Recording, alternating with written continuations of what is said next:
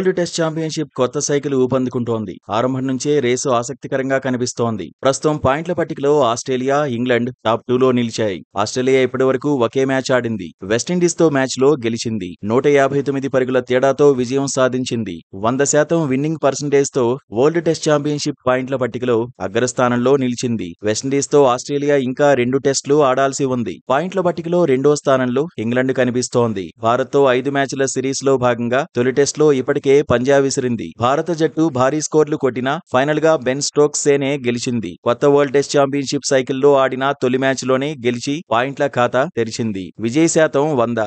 దీంతో రెండో స్థానంలో ఉంది ఇంగ్లాండ్. భారత్ తో 5 మ్యాచ్ల సిరీస్ లో బెన్ స్టోక్స్ సేన కాన్ఫిడెంట్ గా ఉంది. సిరీస్ ముగిసేసరికి విన్నింగ్ పర్సెంటేజ్ ను మరింత మెరుగుపరుచుకోవడంపై ఫోకస్ చేసింది.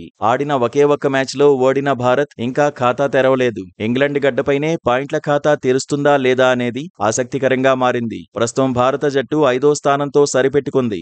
బంగ్లాదేశ్ తో శ్రీలంక 2 టెస్టులాడింది. ఒక మ్యాచ్ లో గెలిచింది. మరొక మ్యాచ్ ను డ్రా చేసుకుంది. పాయింట్ల పట్టికలో శ్రీలంక 3వ స్థానం సాధించింది. లంక సాధించిన గెలుపు శాతం 66.67. 16.67 గెలుపు శాతంతో బంగ్లాదేశ్ 3వ స్థానంలో నిలిచింది. ఆడిన ఒక్క మ్యాచ్ లో ఓడిన వెస్టిండీస్ 6వ స్థానం సాధించింది. కొత్త సైకిల్లో న్యూజిలాండ్, సౌత్ ఆఫ్రికా, పాకిస్తాన్ ఇంకా మ్యాచ్లు ఆడలేదు. సౌత్ ఆఫ్రికా జట్టు డిఫెండింగ్ ఛాంపియన్ గా బరిలో దిగుతోంది.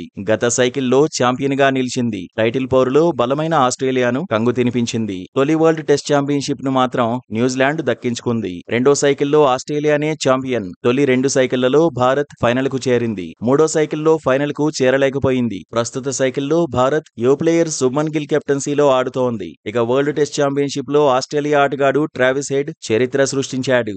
WTC చరిత్రలో 10 సార్లు player of the match award అందుకున్న ఆటగాడిగా రికార్డులోకి ఎక్కాడు. జస్ట్ 50 మ్యాచ్ల్లోనే హెడ్ ఈ ఫీట్ ను సాధించాడు. బార్బడోస్ లో వెస్టిండీస్ తో మ్యాచ్ లో ఈ ఆసీస్ ఆటగాడు రాణించాడు. తొలి ఇన్నింగ్స్ లో 59 పరుగులు చేశాడు. రెండో ఇన్నింగ్స్ లో 61 పరుగులు సాధించాడు. ఆస్ట్రేలియా విజయంలో కీలకంగా నిలిచాడు. వరల్డ్ టెస్ట్ ఛాంపియన్షిప్ మొదలైనప్పటి నుంచి ట్రావిస్ హెడ్ రాణిస్తున్నాడు. WTC కెరీర్ లో ఇప్పటివరకు 3233 పరుగులు సాధించాడు. ఎక్కువ ప్లేయర్ ఆఫ్ ది మ్యాచ్ అవార్డులు అందుకున్న వారిలో టాప్ లో నిలిచాడు. England player Ben Stokes, Joe Root 5 సార్లు మ్యాన్ ఆఫ్ ది మ్యాచ్ అవార్డులు దక్కించుకున్నారు. బ్రూక్ 4 సార్లు ప్లేయర్ ఆఫ్ ది మ్యాచ్ అవార్డును గెలుచుకున్నాడు.